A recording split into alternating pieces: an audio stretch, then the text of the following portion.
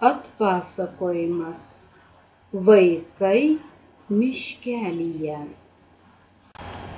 Broliukas ir sesutė išėjo į mokyklą. Jiedu turėjo eiti pro puikų vėsų miškelį.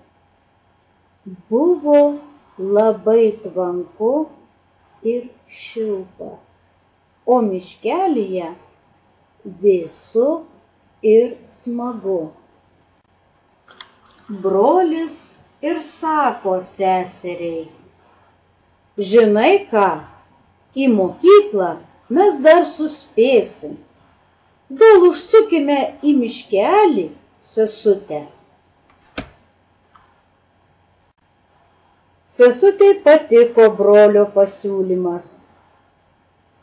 Numetė vaikai knygas į pievą ir dingo žaliuose krūmuose. Miškelyje tikrai buvo smagu ir triukšminga. Pirmiausia, vaikai pamatė vabalą. Pažaisk su mumis. Vabalas suzvimbė. Būtų malonu, bet neturiu laiko, reikia maisto paieškoti. Vaikai išvydo gelsvą, pūkuotą bitutę ir kviečia: pažaisk su mumis. Bitelė sudūzgė: nėra kada žaisti su jumis, turiu medų nešti. Jie pamatė skruzdėlytę ir paklausė: o tu, ar nepažaisi su mumis? Bet skruzdėlė neturėjo laiko net jų išklausyti.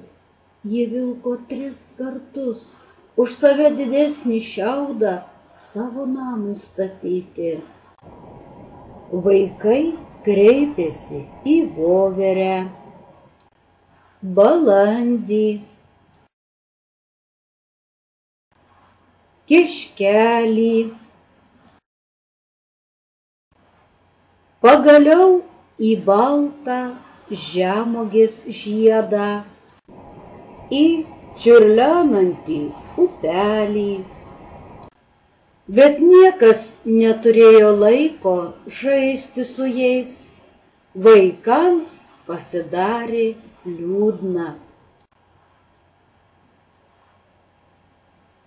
Tuo metu berniukas pamatė ant žalios šakelės mažytę gražią lakštingalą.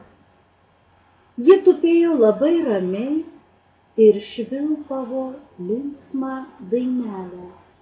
Berniukas apsidžiaugė ir sušuko lakštingalai: ei, tu, linksmoji dainininkė, tu tikriausiai neturi ką veikti, pažaisk su mumis. Lakštingala pakraipė galvą ir įsižeidusi sušvilpė: argi aš negaudžiau visą dieną vabzdžius, kad galėčiau išmaitinti mažučiukus? Išgirdo vaikų pokalbį su lakštingala pelėda.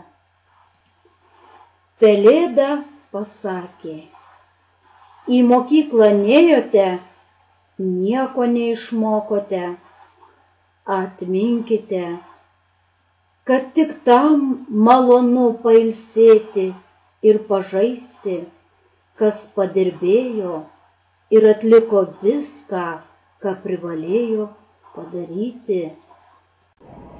Vaikai susigėdo ir nuėjo į mokyklą. Nors jie atėjo pavėlavę, bet mokėsi stropiai.